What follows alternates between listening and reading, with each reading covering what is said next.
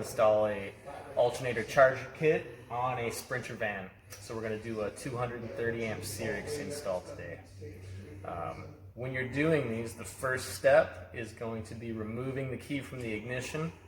Once you've taken the key out of the ignition, just let the vehicle sit for 10 minutes. I do 15 minutes just to be safe. And the reason for that is you want all of the electronics to power down so that we don't throw a code when we do our next step. So after that 15 minutes, we're going to go ahead and disconnect the engine battery so that none of the stuff we're working with is live and we don't throw a code. And to do that, you're going to come down here. Once you get under the steering wheel area, down here by the gas pedal, you'll see this.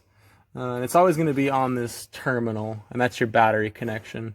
So you're going to go ahead and pull this little tab and just pull this off. And you can see that I've already done mine, so I'm ready to go. And we're ready to go ahead and get into the fuse block, which I'll show you how to do next.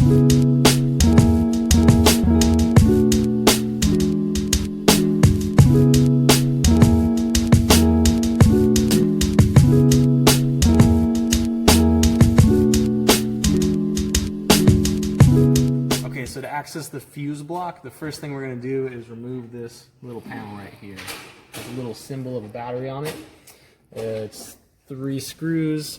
Most of the time they're star bits, so we're going to go ahead and remove those.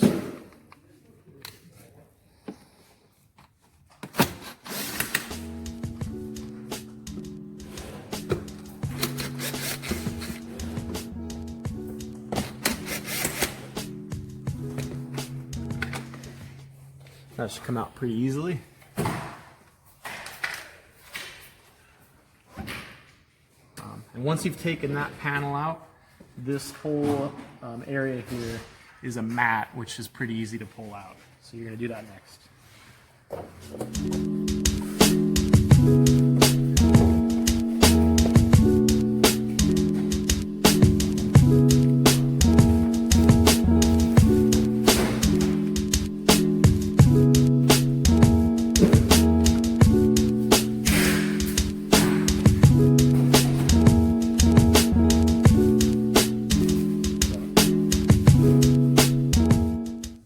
Okay guys, so I got the mat removed. Next step is going to be getting under this tray. So I'm going to remove these 4 screws, which are also star bits. Alright, so I've taken off that black tray, exposing my engine battery, and you can see there's a red protective cap right here, which I'm going to pull off. These are easy to break, so pull it carefully, but you can kind of get a feel. I usually pull from this side. I'll kind of pull my fingers under here, and it'll pop up pretty easily.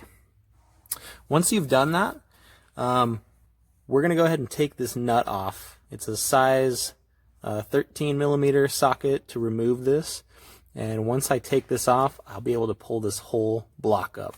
So let's do that next.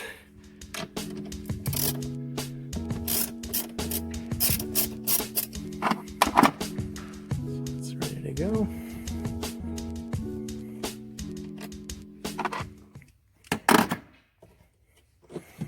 And we're gonna pull this whole block out.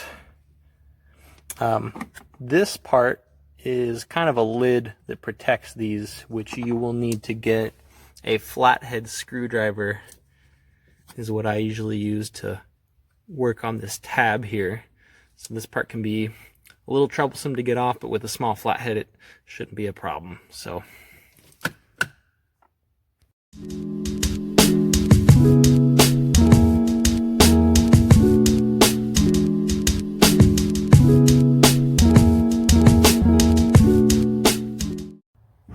okay guys, so I got the fuse block out, I got the cap off of the block, so this is what I should see. So this one in here that's first in line that has this exposed copper, I'm going to take these 2 bolts off and I'm going to put a 200 amp MIDI fuse where this 150 was. So I got my 2 200 amp MIDI fuses right here. I got the nuts right here. I'm going to remove this one with the exposed copper, upgrade it to a 200, and then I'm going to pick really any of these empty slots. I'm just going to pick this one, and I'm going to put down a second 200 amp MIDI fuse.